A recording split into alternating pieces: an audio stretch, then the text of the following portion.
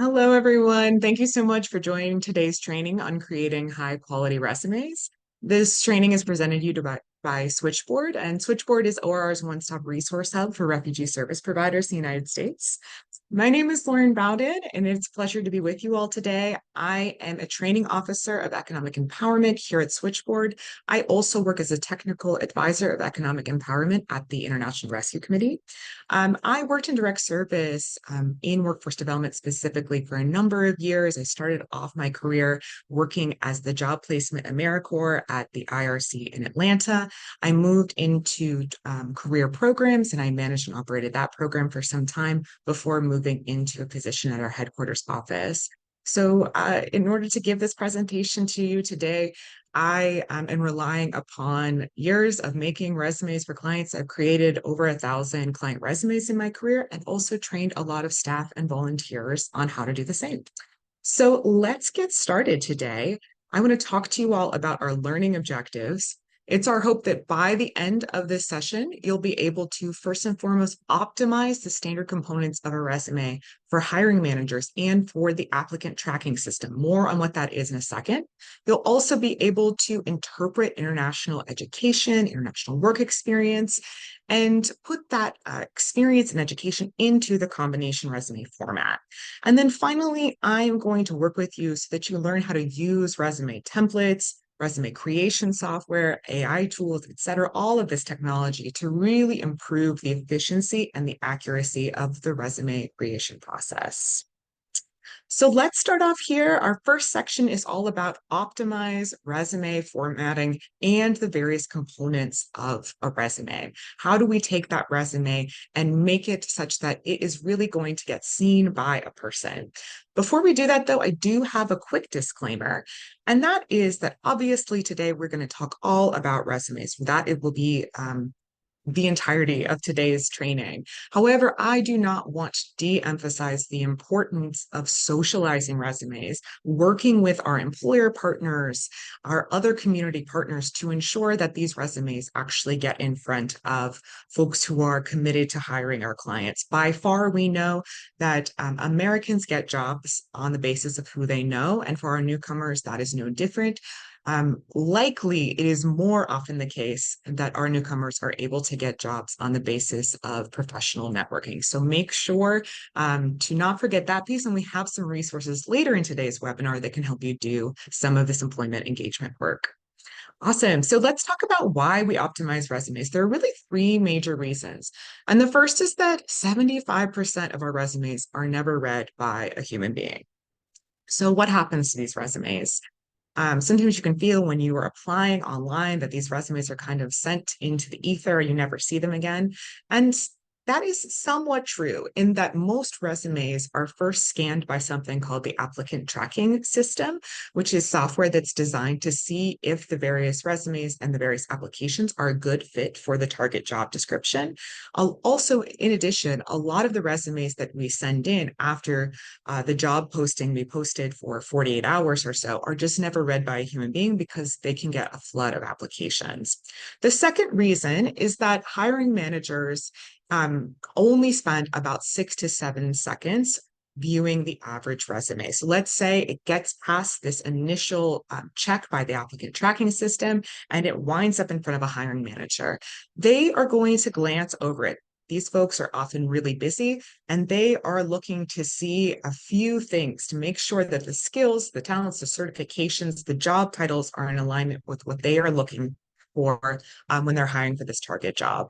And then the final reason is because resumes and CV conventions differ really wildly, depending on the industry that we are helping folks move into, but also they differ very strongly from one another. A lot of the clients we work with will come to us with CVs that they have made.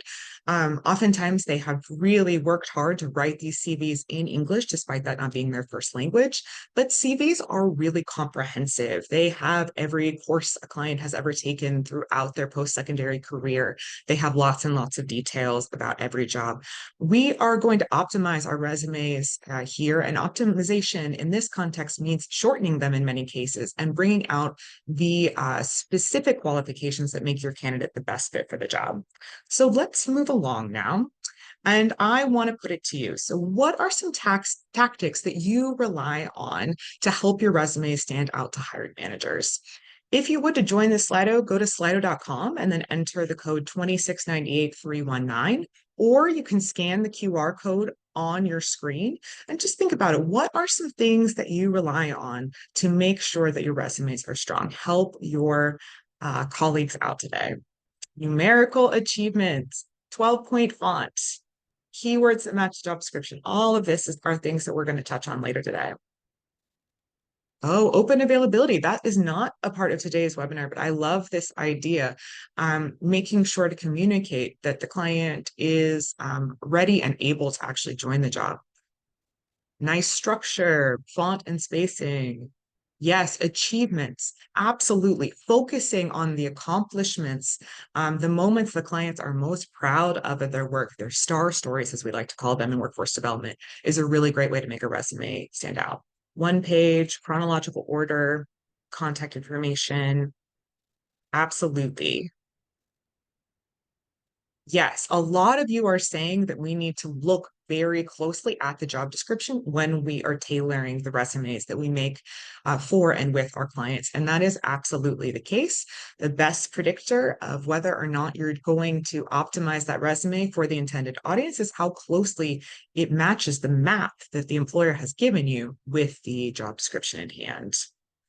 Awesome. I see two more people are typing no fancy colors or formats. That's really interesting. I think that that is generally true for the industries we often connect our clients into. In some cases, there is an industry standard that sort of impresses upon the applicant to actually lean into some more graphic design. But generally, for our clients that are in early employment programs, that's definitely the case. No picture. Yes, so many resumes and CVs that I have gotten from clients on their first attempt have pictures. Often they have the religious affiliation the client has, et cetera. We want to take these things off. Awesome. So in the interest of time, I'm going to move us along, but thank you so much for all these great ideas. So the first thing that we want to do when we are optimizing our resume formats is figure out which format we want to use in the first place. So I'm going to talk to you about the three major format types. The first is chronological. I saw somebody was in our Slido talking about putting work history in reverse chronological order. This is a style you see with the chronological resume format, and certainly that is exactly what it looks like. This is really ideal when you have clients that walk in the door and they have had an entire career in one particular industry. It's really consistent, it's really strong work, and it's all been in the same industry. However, we know that a lot of clients do not fall into that set of circumstances, partially because of resettlement, humanitarian crisis, et cetera. So for many clients, a functional resume is actually a better fit. That's our second type of resume format. And this resume format focuses more on skills. It focuses more on the achievements that many of you were mentioning. And it can be a really strong type if the client is transitioning from one industry into another, or there's a large gap in employment. For example, the client was living in a refugee camp and unable to work. Today, actually, though, we're going to focus on a third resume format type, and that is our combination resume or our hybrid resume. The reason we're going to focus on that is because I know that we have clients that fit into a number of different circumstances, categories, et cetera. Some of them have the strong work history. Some of them have bounced around a little bit. That's very normal. And I want to teach you to be able to do both. And this combination resume format is going to blend a functional resume with a focus on skills with work history. So I want to teach you to do all of it. This is really suitable for diverse skill sets and clients that have solid work history. So let's talk about the standard components of that combination resume. So the first component is name and contact information. And by the way, I'm going to go over these in more detail, so I'm going to run through them here. Second is professional summary. Thirdly, we have our experience. Then we typically have a section dedicated to education. And then finally, we have more of a catch-all category. For the sake of our webinar today, we're going to call that category certification, skills, and interests. Sometimes people have a category called accomplishments, but in general, this is more of the catch-all that allows you to document any kind of accomplishments, certifications, other things that make the client a great fit for the job that do not neatly fit into their work history or their education. So let's go through some of these components one by one. But before we do that, I want to make sure that we are grounding ourselves in a specific example. So today we're going to talk about how to make a resume for a very specific client. Her name is Olga Mutomba. She's 46 years old. She was born in the Democratic Republic of Congo. Olga worked as a former nurse childcare worker. And remember that job title because we're going to talk about it a little bit more. It's not a job title we have here in the United States. She also worked as the head cook at a Radisson hotel prior to working as a nurse childcare worker. Unfortunately, because of humanitarian crisis in the DRC, she was forced to relocate to Uganda to a refugee camp, and then she was resettled in the United States, specifically Atlanta, where she began working in poultry processing at Pilgrim's Pride Chicken Processing. While she was working in this new job, she was attending English class, she improved her English, she was able to return to a refugee resettlement agency and get some more assistance enrolling in vocational training. And she was able to enroll at Atlanta Technical College and get her certification as a medical assistant. So now we're going to help Olga today make a resume. And Olga is looking for a medical assistant job where she would be able to work in children's healthcare, preferably in a hospital setting. So let's first think about how we can optimize Olga's name and contact information and how you could do that generally with your clients. The first thing that I would say to you is that I encourage you, instead of putting a client's full email or full address on the resume, instead, I would encourage you only to put city and state. The reason is that the applicant tracking system that I was talking to you about is sometimes programmed such that it is only trained to look for resumes that come from certain zip codes. And because of that, we don't want to prevent our clients from having the best chance possible getting a job. There's no reason to have all of that PPI on the resume, so you can just put city state.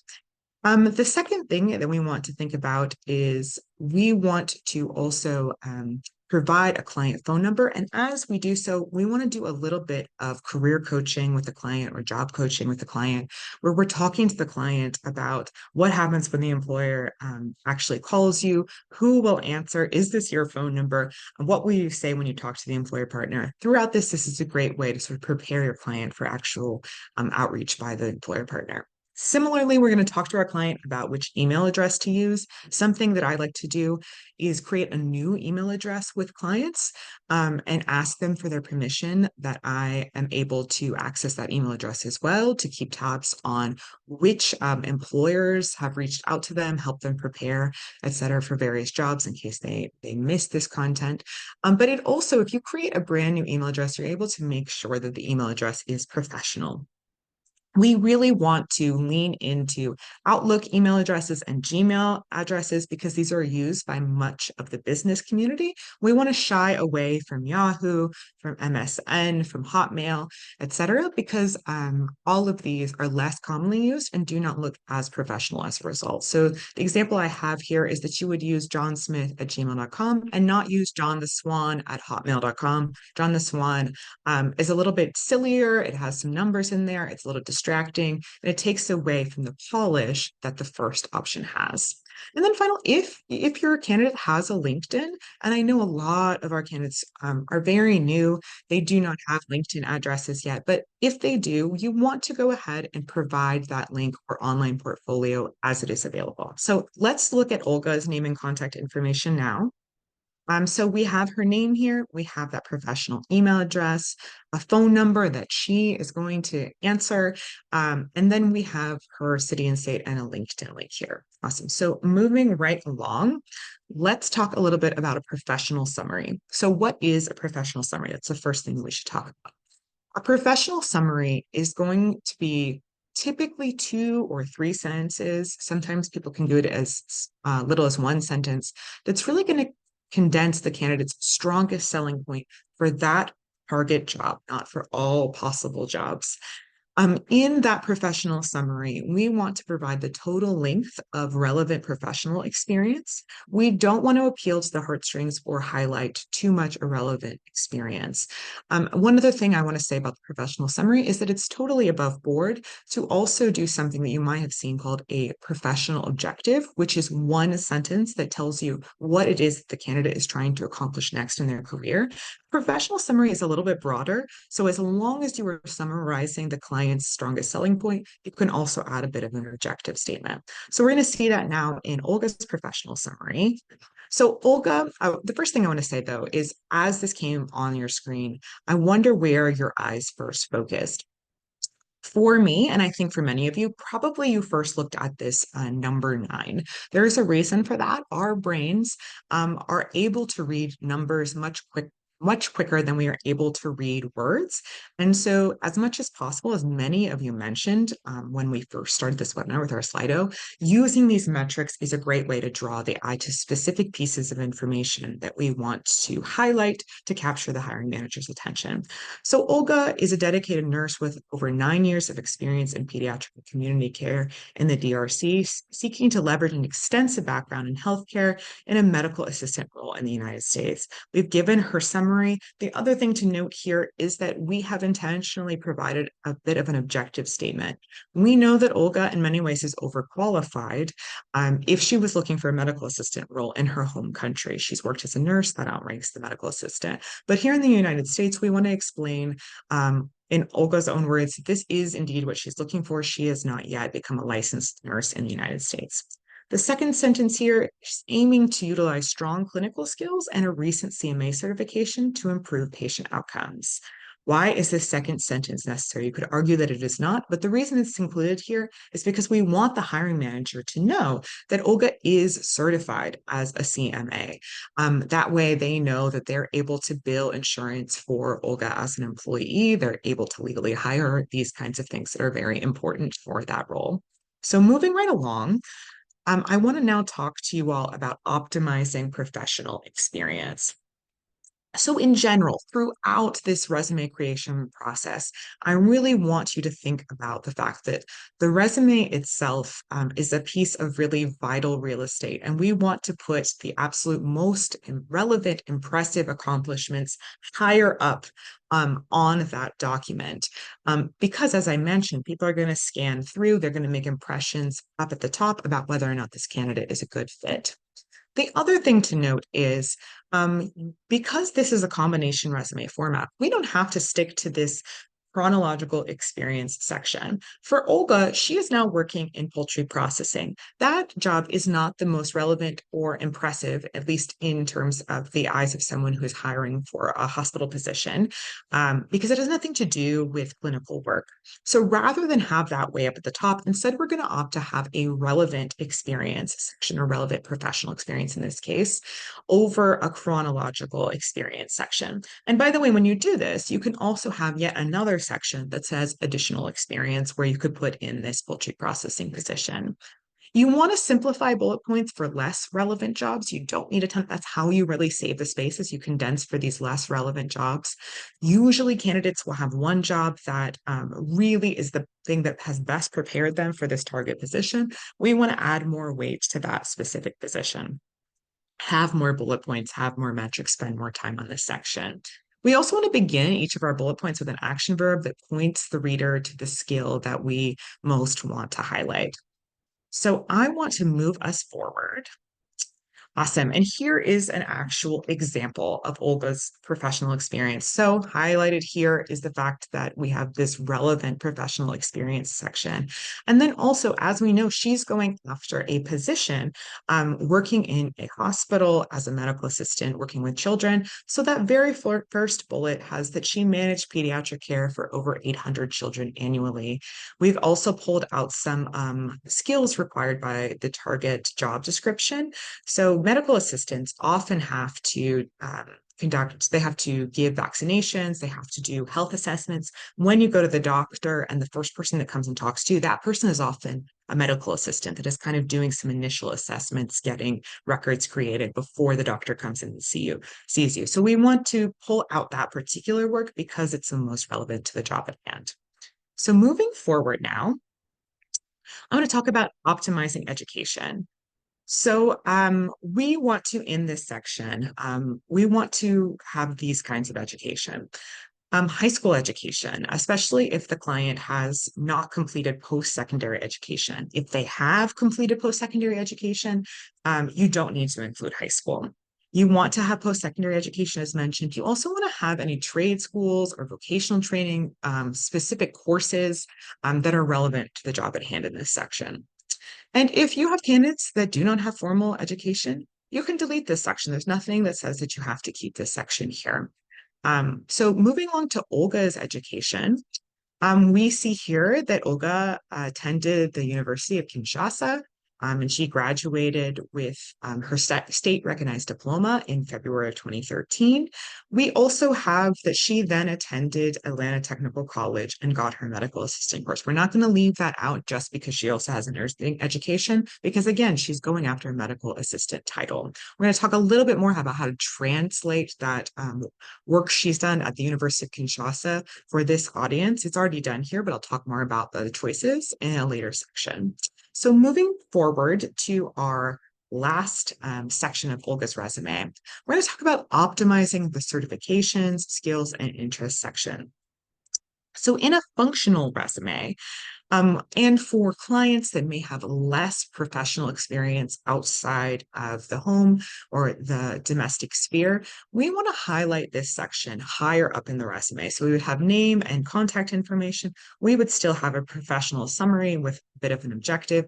And then we would put this section. We're going to reorganize things a little bit. But in Olga's case, she does have professional history that relates really strongly to the job title. So we're going to put this lower to the bottom. Um, We want to mention some skills and some language that is directly from the job description, the target job description in this section. This is a great place if the client has some skills and it's hard to work them into their professional experience section. You can add them in here. You can also add in specific accomplishments. You want to mention all of the languages that clients speak. We don't want to forget that that absolutely is a really important skill set. And also, this is optional, but in general, we want our resumes to be not have too much color and interest and more just highlight accomplishments. We want them to fit really nicely with the target job description. However, this is a place where we can add a little bit of personality, a little bit of complexity to candidates. We can add a small interest section where we talk about some non-controversial interests that the client has as a way to help them connect with a hiring manager if there is to be an interview. So I'm going to show you an example of this if it's a little confusing. For Olga, she has stackable credentials that she earned while she was completing her certified medical assistant certification. During that time, she also got a CNA, she got basic life support. Importantly, a certification related to supporting the life of pediatrics. We have some skills pulled from the job description, including medication administration and patient and family health education. That's very important for medical assistant, the languages that she speaks. And then we have just a very small interest section at the bottom of the resume. Olga enjoys or is interested in Kuba cloth weaving, hiking, community dance, language exchange. This is optional. Some clients are not going to want to do this. Some people will feel like this is a little silly. But the idea is that if this is in front of a hiring manager, they're doing an interview, it allows them to ask a question about something outside of professional experience that gives the candidate a chance to humanize themselves to their interviewer. And there could be more of an emotional connection there that could help the person then get the job. So I'm going to move us along and talk to you about general ways to optimize resumes for that applicant tracking system. So after we've created all of these sections, we now want to make sure that the entirety of the resume is ready to be scanned by this system. The first thing I will tell you is that it is so important to keep a resume to one page. Very often I will see people who want to give me the entirety of every single skill, accomplishment, responsibility they ever had. And sometimes the problem is they are highlighting, yes, responsibilities they had that are super impressive, but then they are highlighting responsibilities that are less impressive and just sort of obvious. So if a person comes to me with an IT resume and they can code in all these languages, they don't really need to tell us that they know how to use Microsoft Word, for example. And also the ATS system doesn't really like resumes that are longer than one page. So that's something to note. The exception is if your candidate has more than 20 years of relevant job experience, then it's okay to expand to 2 pages. You want to keep the font between 10 and 12 point. It's okay to go a little bit smaller to keep it to one page. You don't want to go below 10. It's hard to read. And you want to use one of these common font types, Arial, Cambria, Times New Roman, Garamond, easiest for the system to read. You do want to embed keywords from the job description, as I've mentioned several times now. You don't want to do this in a sneaky way. You don't want to like put them in a header and footer and like make the font white. I've heard people doing this. These systems will check for this kind of thing, and it could get the resume tossed out. So please don't do that. This is important. Keep the resume to one column. Do not choose a template that has 2 or 3 columns. It's hard for the applicant tracking system to read. It reads left to right across the page. It can misinterpret the experience and you could get that resume thrown out. So just having that one column is best, even though sometimes it's really pretty to have multiple columns. You also want to have relatively normal margins to the extent that there is a normal margin of 0.5 to 1 inch. Again, it's okay to have this 0.5 inch if you are going to be able to fit that content into one page. You also don't want to make your margins 2 inches because there's less professional experience. In that case, you would want to rely on a template that has a little bit more of a flourish to it to sort of camouflage that there's less experience. And then we want to send Word or PDF format template or resumes rather only when we are submitting job applications with resumes attached, because otherwise the ATS system can't read it. Awesome. Okay, so I'm going to move us along now to our second section, and that is really the bulk of today's presentation. How do you take all of the international work experience that we're getting, the global talent, all of the work of all of the education clients have from other countries, and how do you make that relevant to a hiring manager who likely has a particularly American lens and may not be familiar with this kind of work? So let's get started today. And here are some considerations when interpreting international experience. The first is that all good resumes are going to require you to interpret relevant experience to the target context. So just prepare yourself no matter what, even if the candidate has done work in the United States and now looking for another job, we are always tweaking our resumes for the target job description. This will get easier and faster as you go along. But we always want to think about what the employer partner has in mind, think about what they need. We also want to presume that the client has really impressive, relevant experience. Honestly, this is maybe one of the most important things you can do as an employment specialist or as someone who works in economic empowerment. We are not immune to the kinds of biases that our culture has about what kinds of work are important and valuable. We have a capitalist system that assigns value to all kinds of jobs, and when we see certain jobs much more compensated, it's going to affect our brains and make us think that these jobs are a lot more important. If you contrast that with jobs that are unpaid, like jobs working as a homemaker, jobs taking care of animals, or taking care of a farm, these kinds of things are often not well compensated. Sometimes people are supported by trade, these kinds of things. We can unintentionally devalue the client's professional experience. We really don't want to do that. And in order for us to dignify that work experience, we first have to get prepared by addressing any kind of biases we have. And the final thing is, in order to really pull out all of the client's really great professional experience, we really want to be ready to ask the client really good questions. That's the very final piece here. So we want to be able to make sure that we are asking clients what it is that they have done previously. We want to be able to ask them what they enjoyed, what they didn't enjoy, times when they felt like they were really superstars. I just want to check and make sure that I'm not frozen. Did that third section come up for you, Rosalie? Awesome. Okay, just making sure. Awesome. So these are the three considerations.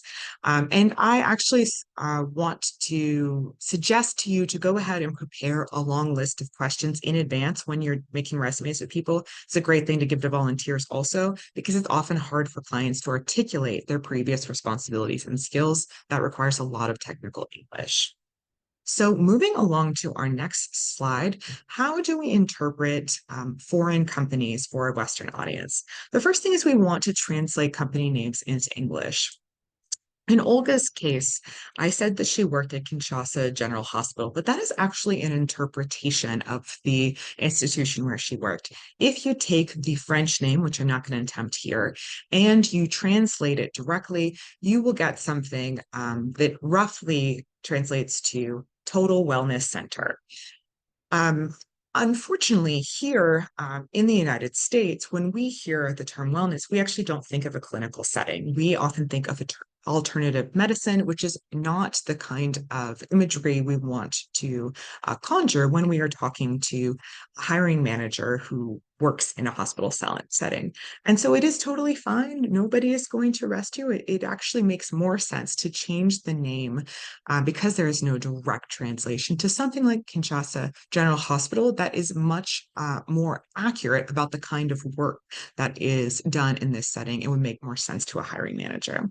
The other thing to note is that we know that employers don't know about other companies in other countries often, unless they're giant companies.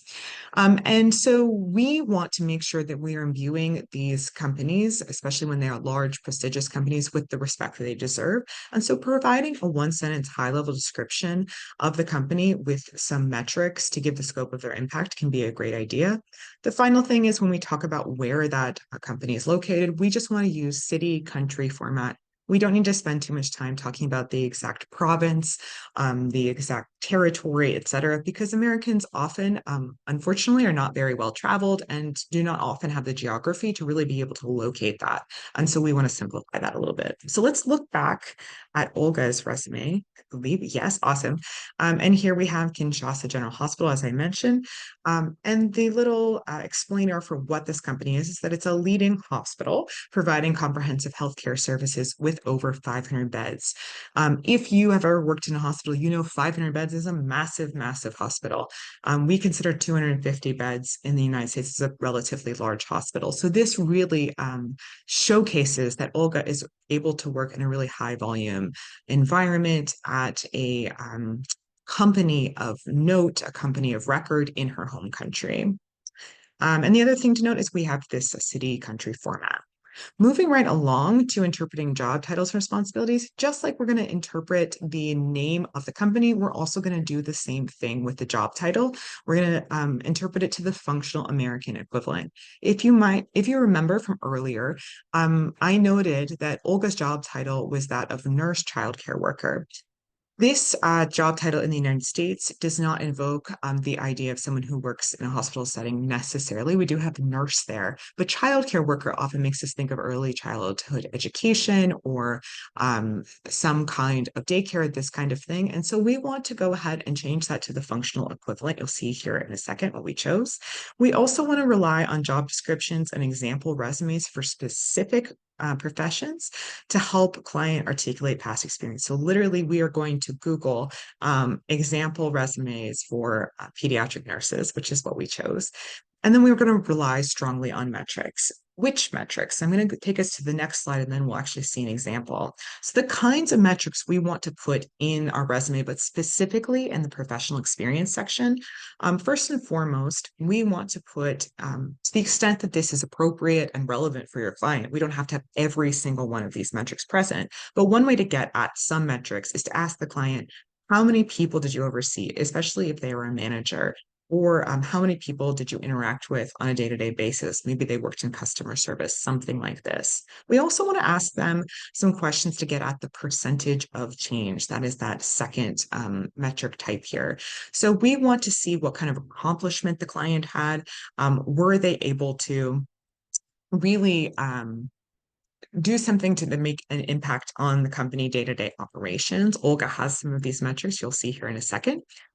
You also want to have number of transactions for some of the jobs clients had. So let's say, for example, the client was a mechanic. How many automobiles did they work on in a day or in a week? You want to choose the metrics that are the most impressive. Sometimes you'll hear the answer and you're like, we don't need to put this in the resume. But sometimes you're like, wow, that's a huge number. Let's include it.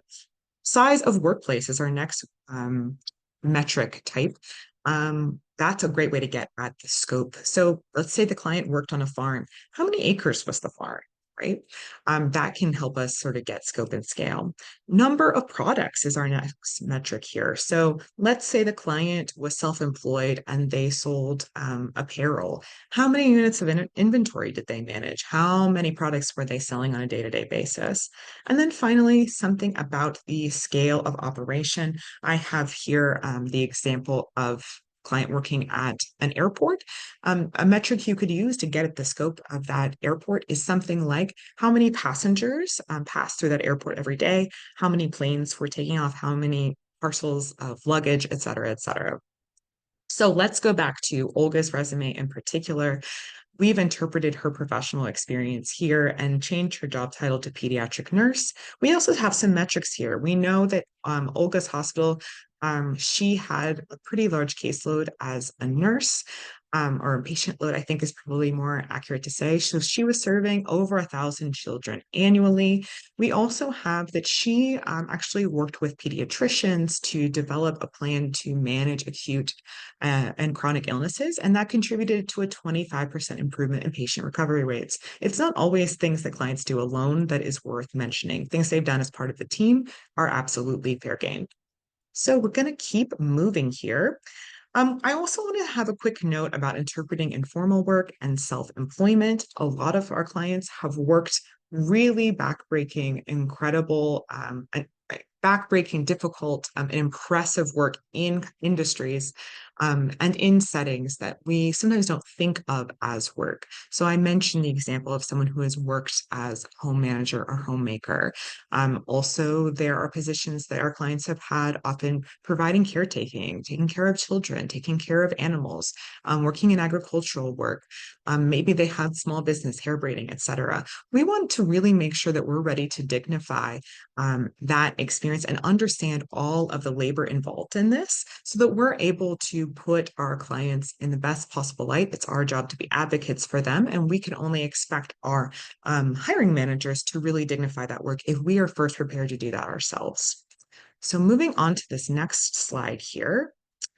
Here is an example we have. So in Olga's case, this is not a part of her resume, but I want to share it with you because I think it's often relevant. We actually have an entire blog post that is dedicated to helping create resumes with first-time job seekers. That really goes into detail about how to do this work. It has a list of questions that you can ask the client to get them to articulate this work. Often clients feel kind of ashamed when they're describing the fact that they haven't worked in a professional setting before, and we really want to make them comfortable and celebrate all the work that they've done. In this particular instance, the client was a homemaker or home manager, and the kinds of skills they have are domestic management skills and organizational skills more broadly. We have them categorized here in a few different categories, and then we have example bullet points with some metrics that you could actually pull and use in a resume. So starting off here with budget management skills, a bullet point could be oversaw a household budget, reducing expenses by 20% through strategic planning. That's a percentage of change metric that we talked about earlier. How many children were cared for? That could be a metric. How large was the family? And if the client was making meals, we could dignify that work with planning and preparing nutritious meals for a family of five, ensuring dietary balance and variety. When you think about it, so many organizational skills, so much thoughtfulness, so much planning has to go into creating meals for a family of five. And then finally, community engagement. For this client could have organized and participated in community events, increasing participation by 30%. So that is just a snapshot, but check out the blog if you're interested in learning more. Going back to our combination resume format, we now want to talk about how to interpret international education. The first thing I would suggest you opt for credential evaluation. That makes things easy. You can rely on a credential evaluation service offered by the National Association of Credential Evaluation Services. And that will tell you exactly what the American equivalency is of any kind of education that you send it. But that's not always possible. A lot of time clients do not have their original documents. They can't get their credentials evaluated. And so sometimes we have to use our best judgment. In some cases, we have to briefly explain the education system if it is significantly different from the American system. For example, you could say the name of the credential and then explain they completed a 5-year degree program in, let's say, nursing, equivalent to a bachelor's and master's combined. And then highlight any relevant coursework, especially if the client is applying for a job that they are a bit overqualified for, to ensure that you are communicating that they know what they are getting themselves into and they are prepared to use that kind of education they had and apply that learning and teaching to this job. So moving along, here we're back at Olga's education section. And we see here that Olga was able to get a certified or a credential evaluation of her state recognized diploma in nurse childcare work. And that was certified equivalent to a US Bachelor's of Science in Nursing. We also have that she has specialized coursework in pediatric care and communicable disease management. Because she got a credential evaluation, we were able to list her GPA here. That's not always going to be possible. You don't have to do this, and honestly, you should not do this if the education happened more than 10 years ago. As you can see, this happened 11 years ago, so I might actually recommend taking this part off, but I wanted to show this to you to see how to do it and incorporate it. You only want to do it if the client has a GPA that is the equivalent of 3.5 or higher. Okay, so moving along, we're going to spend some time now talking about how to use tools and templates and AI to improve our resumes. How do we use this technology and make it work for us? So moving along, there are a few benefits that we want to highlight in the resume creation process with technology. And the first is efficiency. And so what I mean by this makes our whole process much faster. All of the things I've talked to you about optimizing, we are able to do these relatively easily when we are using this technology. We can edit, tailor, etc. The second benefit I just hinted at, but it is optimization. We can actually mimic the applicant tracking system with some of these tools, so we can see what might make that resume get through to a hiring manager and what might not.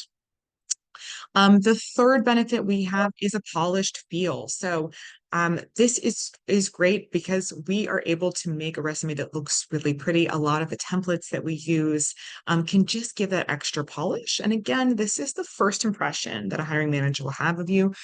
We want them to think about our clients as being polished people who are able to put together really beautiful products, right? So that's why we do this. And then finally, these tools are really great if we are working with English language learners because often they have trouble articulating their skills, their talents in a way that makes a lot of sense to a hiring manager. It's often hard just to pull that technical English in the first place, and these tools can make that a lot easier. But there are also drawbacks to using this technology. Moving us to the next slide, the first is privacy.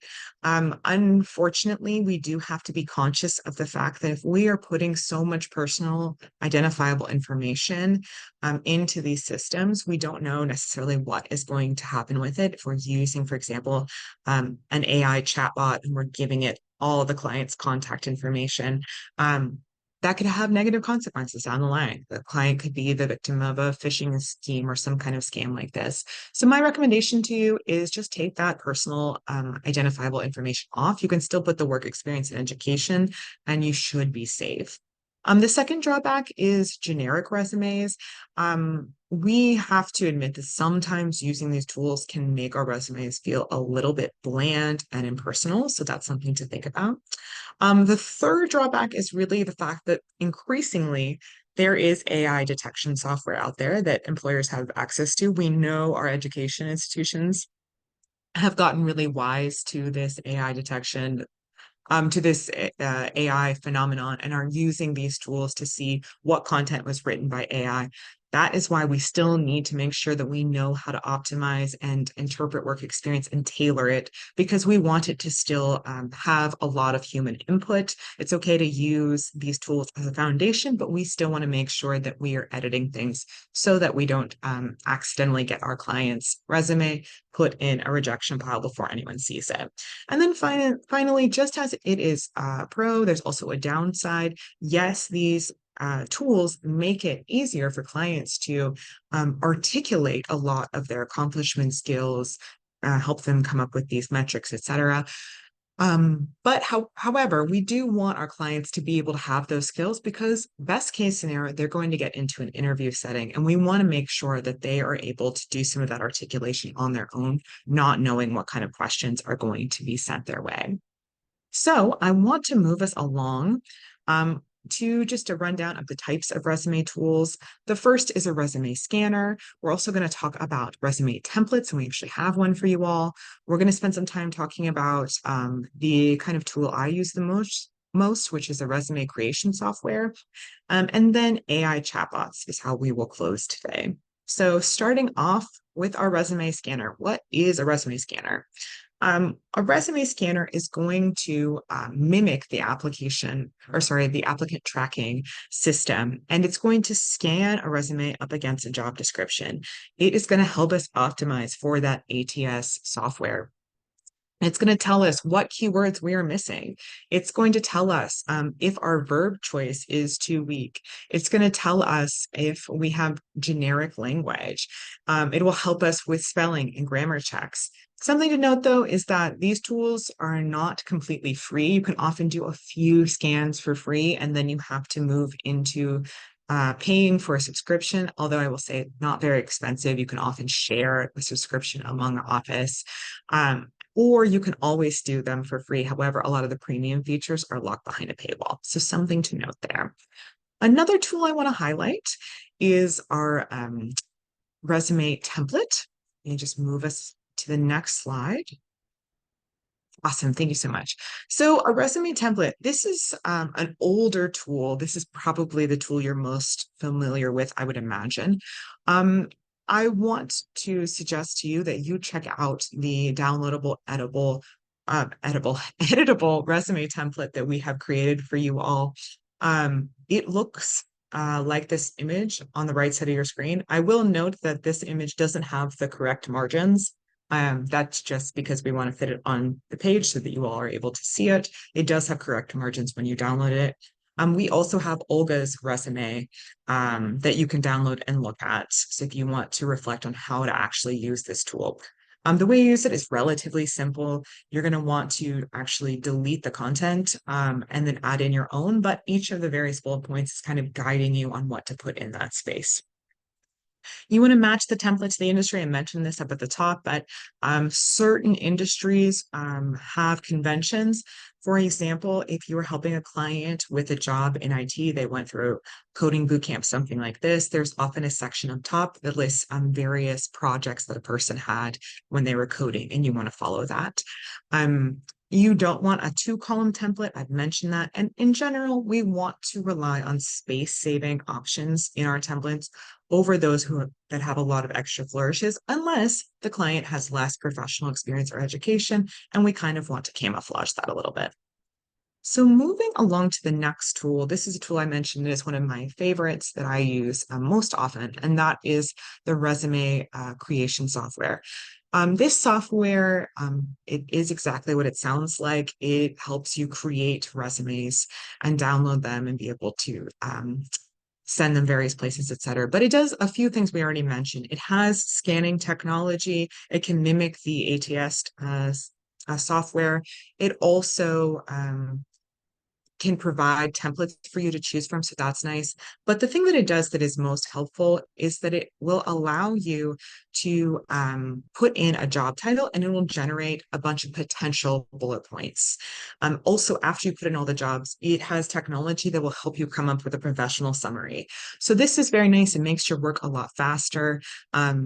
We don't know about every job in the sun. I can't tell you about how many clients that I've talked to that have done something that I know literally nothing about the industry. I had a client who um, was really good at the pan flute and that had been their entire career. I needed to rely on tools like this to be able to even know what kind of responsibilities to draw in the first place and how to sort of put these metrics in. This kind of software will allow you to use a preview feature before you download it. Often when you're looking at the resume and editing it, it looks a little different than how it's going to look in its finalized shape. So please do that. And then my final suggestion to you is that if you use a software like this, provide the client with a Word version and a PDF version when you're done. The Word version they can edit, right, for each of these various jobs they're applying for, but a PDF version looks really nice for employer partners. And I don't think that I mentioned this earlier, but it is important when you're saving the resumes to send to employers, make sure to save them in a way that is really simple. First name, last name, resume is fine. You don't want to have additional flourishes, first name, last name, resume, final, resume, manufacturing, something like this. It just doesn't look as professional. So let's go to our next slide. Our final tool today that we're going to talk about is the AI chatbot. These have really exploded into the scene over the last year, and they can do a lot of different things. Something that they can do, just like the software I just talked to you about, is that they can generate professional summaries. They can also create potential bullet points for you, and they can even use a resume that you upload and create an accompanying cover letter. Again, we want to be really careful here because just having it create everything for us and not doing any editing ourselves makes us liable to be caught by some kind of AI detection software. But it's nice to know that this exists, and then we can take that work and then make it our own, make it the client's own. This chatbot can also articulate how skills or work experience earned in one context translates really nicely into another. So, how is this person who's really proficient in the pan flute, how are they prepared to work in a manufacturing company? Like what is the overlap here? It might be a lot easier to use a tool to do that rather than you trying to agonize over that connection on your own. It can scan for potential spelling errors or grammatical errors, and also just give you a general suggestions on how the resume can be improved. You can just ask it open-ended questions like this. So let's look at a few prompts to close today, and then I'm going to take some questions. The first prompt that you could use, and again, sky is the limit. That's the nice thing about these, is you could ask it to give me 10 job responsibilities that an Iraqi interpreter who worked alongside the US Army might have had. Make sure to include potential metrics. It would generate these in a matter of seconds. If you hate all of them or they don't work, you could give it some feedback and you could say, give me another 30 potential bullet points, right? Another prompt, how does a job as a teacher in Honduras prepare someone to work at a food manufacturer in the United States? And then you could, from there, ask it to generate bullet points as necessary. And then finally, you could say, read this job description and the resume and tell me which skills and keywords are missing from the resume. And it would do that work. Be careful, these chatbots do hallucinate sometimes. They invent things that were never present on the resume. They give you inaccurate information sometimes. But generally speaking, this is a task they are pretty good at because they are scraping the internet and looking at thousands and thousands of resumes and job descriptions. So that is the end of today's presentation, but I am going to take some questions. I see we have quite a few questions listed in the chat. I haven't had a chance to review those yet, so just give me 1 second. And as I am doing that, feel free to type your question in the Q&A, and we will try to answer them. All right. So the first question that I have here is if I have any suggestions on how to run a resume workshop. I do have some suggestions for you all. If you are having all of your clients show up on one day to create a resume, the first thing I would suggest to you is that you don't do what I just did and just go over the various components and expect that your clients are ready to make a resume after that. In some cases that will work, but it depends on the English level that the client has, whether or not you're able to do this. Many cases, clients, maybe they even have the English level, but they don't have the digital literacy. I would really recommend making sure that you have devices in place and also having a call for volunteers. Every person sits with the volunteers. You do some initial training with volunteers. You provide them a list of questions to help really pull out some answers for clients. And you can use resume software or one of these chatbots, et cetera, to help them in this work. I would also budget about 2 hours for this workshop. I know this is a long time. We don't always have this kind of capacity. It does get faster as you go. Okay. So someone asked, I'm curious about the success rate of the resumes that I've created. Did I mostly use Indeed or similar websites? That is a really good question. I would say that it completely depends, unfortunately, on how hungry that particular industry is for new employees. Um, I will tell you, though, that again, the most success that I've had is combining all of these tips and techniques also with a lot of job development work, a lot of conversations with employer partners. I mentioned this phrase, socializing resumes, and some people may or may not know what that means. In this particular context, what it means is before you're sending a resume, you're first meeting with an employer partner, you're talking about your organization, you're talking about your clients, you are really letting the employer partner know, hey, the candidates that I work with, they are work authorized, they are candidates who are very unlikely to not pass a background check or a drug screen. They have been vetted by 7 different US agencies. They are great candidates. They're just looking for a great opportunity. And it's my job to help them find that. Something I also like to do is note that a lot of these employer partners are relying on staffing agencies to be able to find these candidates and find these resumes in the first place. You are able to do that work for free. So having one of these conversations first and asking, hey, is there someone on your team that I could send resumes to? You want a point person. Can I get an email address? I know you all get a lot of applications. All I'm asking is that you just, there's a person who looks at the resumes, and I'd love to get some feedback about these resumes. If you can, I could always pull some more candidates for you. That way we know that those aren't going into this ATS system. They are going to a real person, and you haven't been too pushy, but you have asked that somebody actually spend the time to look at it, at the resumes you send. Okay. Someone asked, someone says that they've been told to avoid using words like extensive and strong, show, not tell. So what can you do instead of just saying, I'm a good employee? That's a good question. That's absolutely true. If you look online, you're going to get all kinds of do's and don'ts about resumes. And I will tell you that experts disagree, partially because this work is so context specific, but there are some general guidelines. And this question asker is absolutely correct. Her name is Alona. That it's not great to just say like, I'm a strong candidate, right? That's pretty generic. Instead, it can be a lot more powerful to do a little bit of storytelling. So when I would sit with my job seekers, my clients, I would ask them, is there something that you did at your job that you did really well, that you did better than other people? And that is often a good way to get them to tell you one of these stories about their exceptional work. And then rather than thinking like I said, that you need this comprehensive list of all the responsibilities they had, instead you want to look for these places where there are stories that, as you mentioned, really show rather than tell that this person made an impact at their particular company. So sometimes they were able to work faster, sometimes they were able to sell more.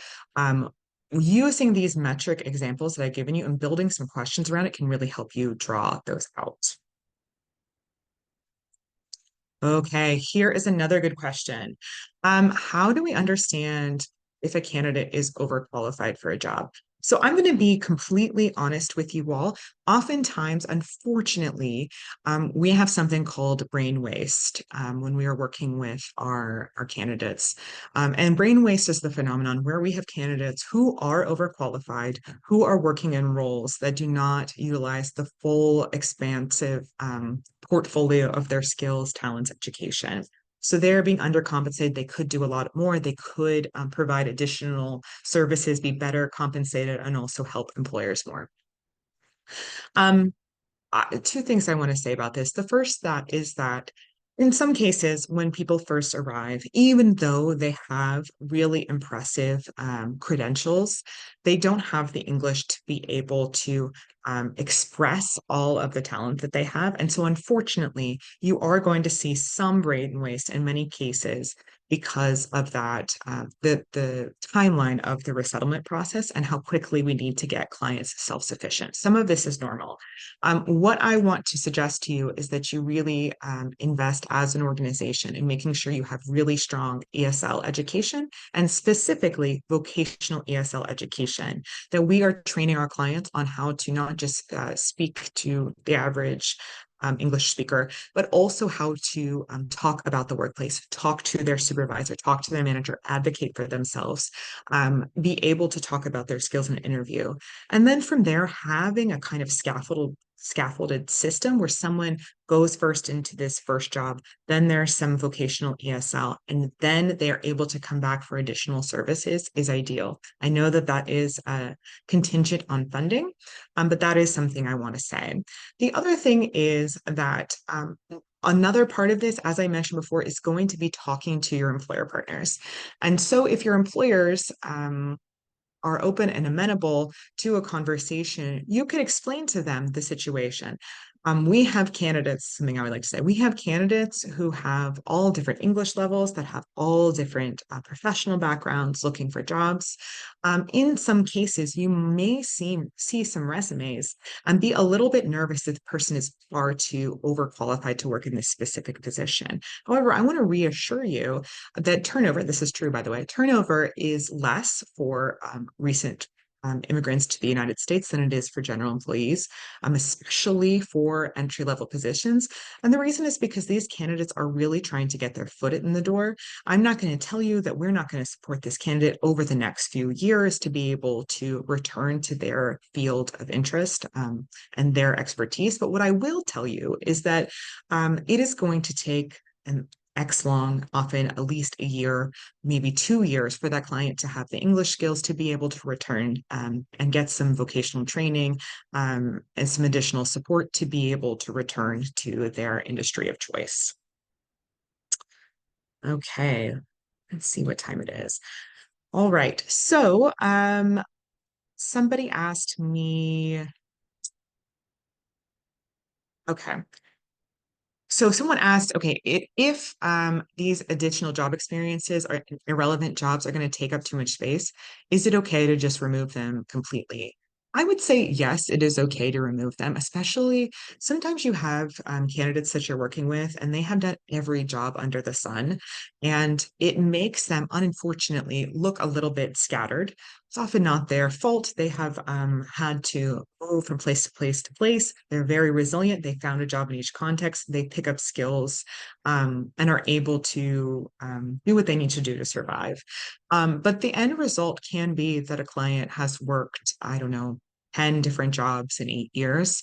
And in that case, I would suggest trying to create a through line by highlighting certain jobs versus others, using that relevant professional experience framing that I gave you, I think can really help with this because then you've set the expectation with the employer partner. You're not getting my entire professional experience. I am intentionally giving you the jobs that are related to this particular job.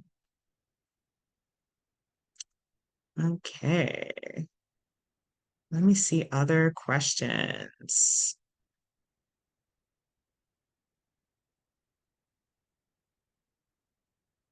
Someone says, what do you recommend for general resumes as keywords, objective summary, if a case manager does not have the capacity to help clients make specialized resumes for different job postings? This is a good question. What I would suggest to you is if you have limited capacity, what you want to do is you want to read through a few job descriptions and you kind of want to pull out some themes. So if you are really helping the client apply to warehouse jobs, often what you're going to see is that there are groups of skills that you see over and over again. Organization skills, attention to detail, the ability to lift heavy things, these kinds of things, sometimes forklift certifications. And you want to build a resume around the average, knowing that realistically, you're not going to have time to go through every single time and make some small tweaks. I know your question is how to not make small tweaks, but I do want to tell you that you can make small tweaks in like 10 minutes. And the way that you would do that is just by going through that professional summary and just plugging in 2 or 3 keywords from the job description, and then doing the same with that skills section at the bottom. And you can train your clients how to do this in some cases. Again, I know it's not always possible. If you have intern support, volunteer support, that's ideal. But if not, it's okay. I have also been in situations where you have a caseload of 200 people. You're not able to do this tailoring. And in these cases, sometimes I would just teach my client, I would make that kind of general resume for the particular industry. I would train my clients on how to look for jobs that were posted within the last 48 hours in Indeed. And then I would teach them how to do the easy apply. So they would have their professional profile on Indeed, they would have their resume there, and I would have them go through and be applying for jobs. When I did that, I made sure I'd made an email address with the client because I really want to make sure that if the client is applying for all these jobs, I'm aware if they have an interview coming up and I can prep them, make sure they have the right clothing for the interview, all of this. Same thing with LinkedIn. LinkedIn has an easy apply button. I'm saying all of this to you, and sometimes when you are applying cold, especially, again, try to have those relationships there. It's a numbers game. You have to apply to quite a few jobs to be able to get a hit. And so having that kind of industry specific resume is really useful. Someone asked, are there financial supports that you recommend to support clients in getting their credentials evaluated? That is a good question. So yes, there are. There are some credential evaluation services that are free. The first that I would recommend to you is the WES Gateway program. I will tell you, they've asked me to say this, they have more limited capacity than they did in previous years. But they are able to do a credential evaluation for clients for free if they are from one of seven target countries. I believe, and I'm not entirely sure, I'm correct, I'd have to check. But Afghanistan, I think, is almost definitely one of those countries, as is Ukraine. So some of our target populations. Um, and they also, the nice thing is you don't have to have the client's original documents. I can't tell you how often clients will say, I have a copy, but I don't have the original, and you're not able to send that to a credential evaluation service. ECE also has a program like this. I'm less familiar with it and I don't know which countries, but I want to let you know that that is also out there if it is the case that WES has to limit their capacity and they can't do all these credential evaluations. Another nice thing about ECE and WES, they do not require you to have um, original copies, and you can actually submit digital copies to get this credential evaluation. They can also train your staff to be able to do some of this credential evaluation work on your own and certify. Um, that adds a little bit of capacity to them, and you can kind of do it more on your timeline. So that's very nice. Note though that if you're doing credential evaluations in this way and the employer requires a very specific evaluator, that is not going to work in most cases. You're going to have to advocate that the WES Gateway program works or the ECE program works. But if you're in that situation, please fill out a TA request. I'd love to talk to you. There's some advocacy that we can do there uh, to make sure. Often colleges are in this situation. They don't want to accept gateway credentials, unfortunately.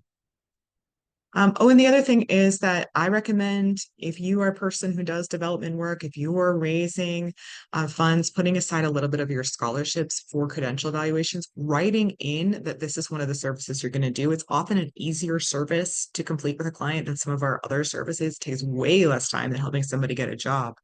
Um, and it's way less expensive in terms of staff power.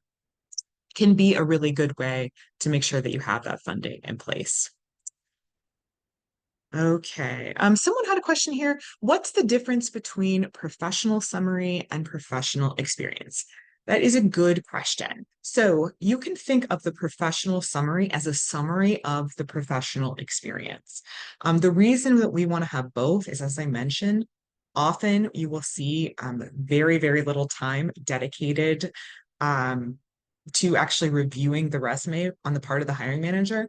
And so if it's the case that they don't read anything about the professional experience for the client, hopefully they will at least read the two sentences where you have described the most impressive and relevant experience the client has as it relates to the target job or target industry, etc. That is how they're different. Okay, let's see.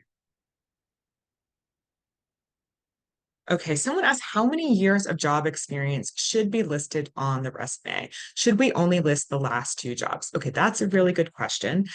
In this example, I was really going over one piece of professional history for Olga, right? The work she did at Kinshasa General Hospital. No, you can definitely list more professional experience than just the last two jobs. Again, you want to highlight the most relevant jobs. You don't want to highlight all jobs, especially if you're running into an issue of space. As I mentioned earlier, it's okay for you to delete some of these jobs from the resume altogether if they are not relevant. You don't want to inadvertently make it seem like the client has giant gaps in the resume, but if it's just a short period of time, something less than a year, it's okay to take those off. And again, the other way that I would recommend doing this is you have the job that is the one that most prepared the client for success in a new role. You spend more time detailing in bullet points with metrics about the various responsibilities and accomplishment of that job in particular. For all of the other remaining jobs, maybe you only use one, maybe two, maybe three at most bullet points detailing the kinds of responsibilities and accomplishments. You can even only use one bullet point and only list a top accomplishment if it's something that really makes the candidate shine and just want to give a little bit of that experience. Okay. Other questions coming down here to the bottom.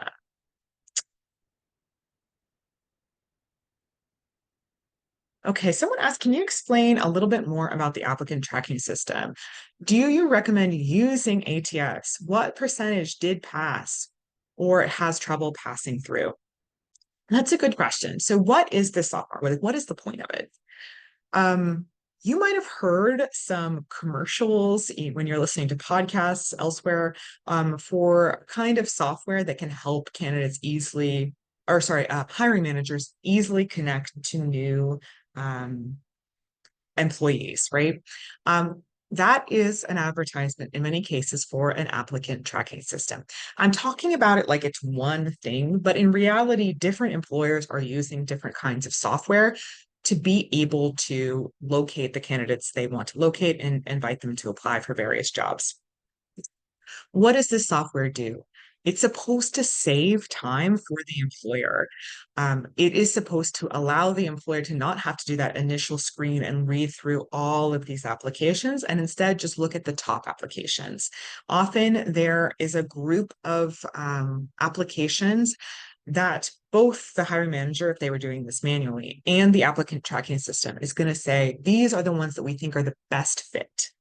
It will also have some alternates, and then it will have some that are like, don't even worry about these ones. That's what we're trying to avoid. We don't want to get slotted into that third category. We really don't even want our resumes slotted into the second category. As for what percentage get filtered through, that's a little bit hard to answer because, again, it depends upon the employer, how popular the employer is. If you're applying with a client for a job at Google, there are thousands of applications that go for every single job. So the percentage that get through the applicant tracking system and are marked as please, hiring manager, read these, please, HR person, read these, is really small. It's something probably like 5%, maybe even smaller. For a smaller company, most of the companies that we are working with, it's much larger, probably something closer to 50% of those resumes are looked at. But yeah, that is what it does. It helps the employer partner know which applications are really the ones to pay attention to and maybe call those candidates to set up interviews. The employer is able to set some parameters in the software. It's able to say, I only want people that live in these particular neighborhoods to be able to apply. And honestly, this could be a form of hiring discrimination, but that does not mean that that is not happening, which is why I want you to be careful not to give too much of that address information. The other thing that they can sort of set parameters on is the kinds of job titles that people have had previously, which is why I walked you through that example of changing the job title of nurse childcare worker to pediatric nurse, because the system probably doesn't know the term nurse childcare worker. It wouldn't know what to do with that. It might send that resume to the do not open pile. Other things, it's looking for certain keywords. It's definitely looking for how much experience a person has. A lot of these jobs, just like your job and your agency probably has a pay scale structure based on the number of years of experience a person has before they enter the role. These jobs are the same, right? So it's looking for a person, a candidate who has at least X amount of years of experience. Okay. Okay, here's a great question. So this question here is, how should we create a resume that is also representative of the client's English level? It's understandable to keep it professional, but given some beginner levels, how do we represent that accurately for the employer so that we are making sure to accurately represent newly arrived individuals? Good question. Um, so how do we make sure that we are not providing such a polished picture that the employer partner is going to think, wow, this person has great English, and also they have really, really strong digital skills. That's not something you mentioned, but that is sometimes a concern. What I would suggest to you is, remember I said in that final section we could put the languages that somebody speaks with that skill section? It is totally fine to list the various languages and then in parentheses beside each language, list the level of fluency that the person has. So if their native language, in the case of Olga, is Swahili and also French, we would put that she is fluent. And let's say that Olga was only intermediate in her English speaking, we would put that. And that's just another thing. You can also say if a person has really good speaking skills, but not as good of literacy skills, you would put something like intermediate versus fluent to just clue the employer partner into this.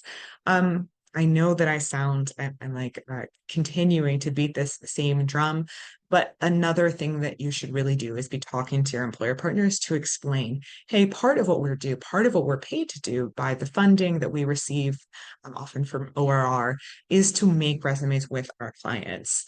And so we are with them every step of the way, and we'll be with you every step of the way. So if there are some things that are a little bit confusing, maybe check in with us. We'd be happy to explain and give you more information about a candidate if you have questions, something like this. Okay. Somebody said, when we're working with refugees, should we include references on our resumes? I thought it would help for clients who have little to no job experience. It's a good question. Typically, the kind of industry standard right now is that we have moved away from putting references on resumes. That used to be the rage. Often also you would see references available upon request. More and more now, what we see is a lot of people feeling as though that's implied, right? That if you are a person who's ready for this job, you should be prepared to present references. Um, I hear what you're saying. I do think there's a case to be made if there is very little professional experience that you could at the very least provide something about professional references, say that they're available, or even list one. But usually I would actually suggest against it.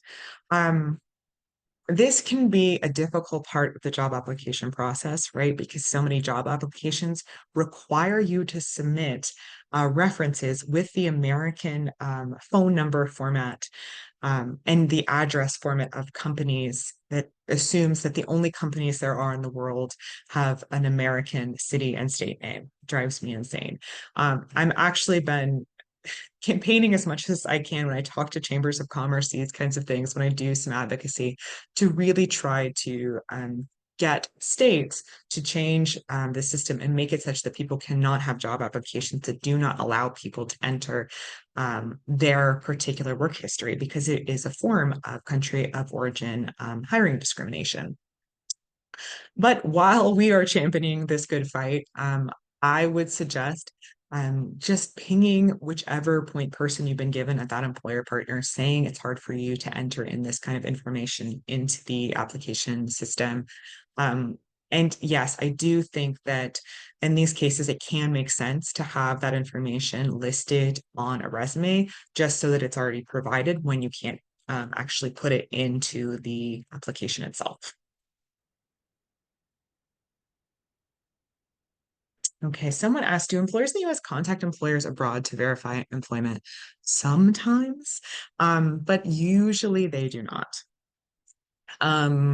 Usually they don't want to go through the hassle. They don't want to go through having to think about time zones, this kind of thing. But they do sometimes. Sometimes they legally have to in order to go through the hiring system. In that case, you really want to make sure that that phone number is correct. You also want to talk to your client and tell them, hey, call your reference, let them know that they're going to be hearing from this person. This is a convention of the hiring process in the United States, and they need to be able to vouch for you, essentially. There are cases where there are not those professional references available because the client has never worked in a formal work institution or with a formal employer. And so in instances like these, if you are required to provide references, oftentimes what I see people do is provide the names of caseworkers that the client is working with, employment specialists they are working with, et cetera, ESL teachers in some cases. But again, this is going to go over much, much better if you have a good relationship with the employer and you can explain this is this person's professional history.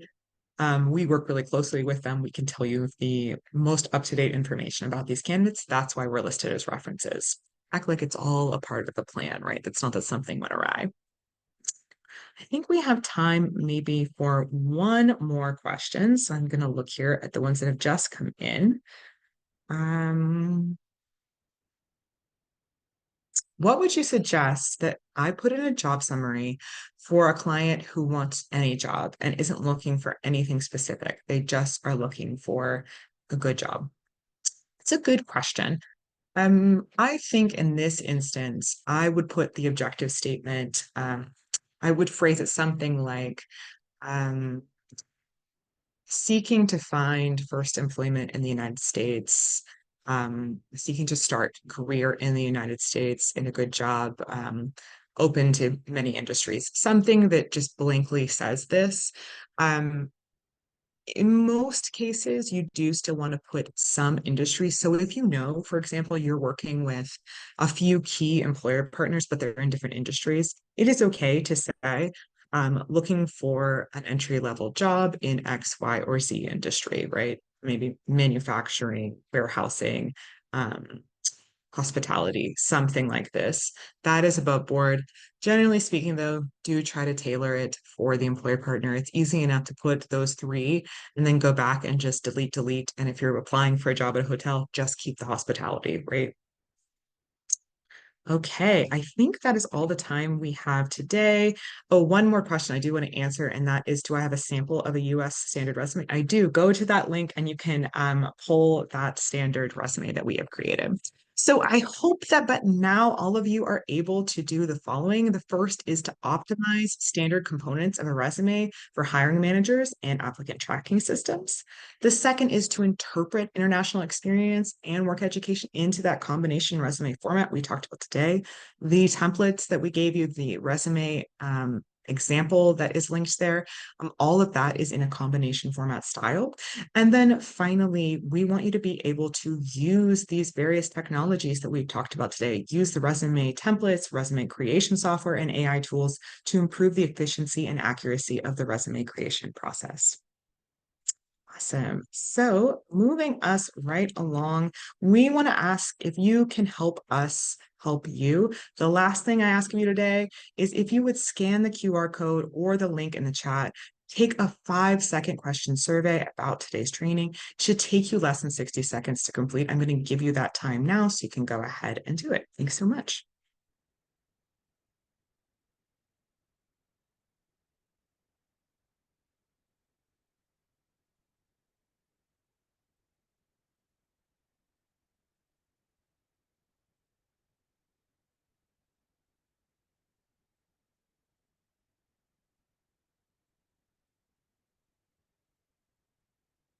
Awesome. Thank you so much, Rosalie.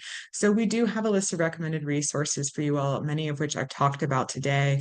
The first three of these resources are all about resume building in particular. So we have a blog post all about resume building for first-time job seekers. It has a list of questions to ask candidates to get them to articulate their actual work experience, especially if they've never worked in a formal setting. The second is that we do have that tool and template we've talked about many times, template you can edit, also an example resume using that template. And we have a blog post about how to use this template. Many of the tactics that I've talked about today, but some with additional details are in that FAQ. Some folks asked today, like, can we get the link to the WES credential evaluation, ECE credential evaluation? Go look at that blog post. It is listed in there. Also listed are some tools to help you convert GPA, this kind of thing. But as I mentioned over and over again, this is only going to be as successful as your employer partnerships are. So we have a webinar and a guide all about establishing and maintaining employer partnerships. I recommend you check that out. And then finally, we have a tool, specifically a phone script and an email script. When we're first talking to our employer partners, what is it that we say? I gave you some language here, but it's also there, and you can kind of practice by yourself. So awesome. Thank you all so much today. Finally, I just want to ask you to stay connected for more training and technical assistance. Stay connected with Switchboard. You can email us at switchboard@rescue.org or visit us at www.switchboardta.org and follow us on social media at SwitchboardTA. So on behalf of all of us at Switchboard, thank you so much for learning with us, and we really hope to see you again soon.